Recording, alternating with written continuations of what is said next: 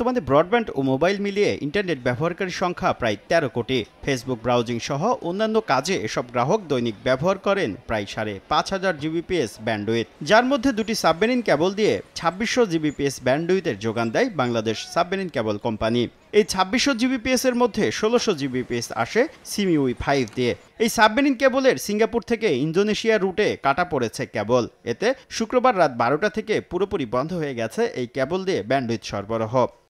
এটা কনসোর্টিয়ামের একটা কেবল maintenance sheep আছে, তারা এই কেবলটা মেইনটেনেন্স করবে। মিনিমাম 2-3 দিন লাগবে, কারণ এটা একটা বড় কাজ। আমরা সিমিস 4-এ কিছু ট্রাফিক শিপ করে দেওয়ার চেষ্টা করছি। ব্রডব্যান্ড ইন্টারনেট সেবাদাতারা বলছেন, শেয়ারিংয়ের মাধ্যমে রাজধানীতে পরিস্থিতি স্বাভাবিক রাখার চেষ্টা চলছে, তবে প্রান্তিক এলাকার গ্রাহকরা রয়েছেন চরম ভোগান্তিতে। বিকল্প উপায়ে সেবা স্বাভাবিক রাখার চেষ্টা করছে মোবাইল অপারেটররাও। প্রায় 50% ব্যান্ডউইথ এখন আমরা আইএসপিরা আমাদেরকে দিতে পারছে না। আমাদের আইএসপিগুলো, বিশেষ করে আমাদের প্রত্যন্ত অঞ্চলের আইএসপিগুলো যাদের মাল্টিপল আইএসি নেই, হয়তো সিঙ্গেল আইএসি দিয়ে সে কানেক্টেড, তারা বেশি এফেক্টেড হচ্ছে। আমরা এখনও পর্যন্ত ট্রাফিকের তেমন কোনো ডিসরাপশন পাইনি।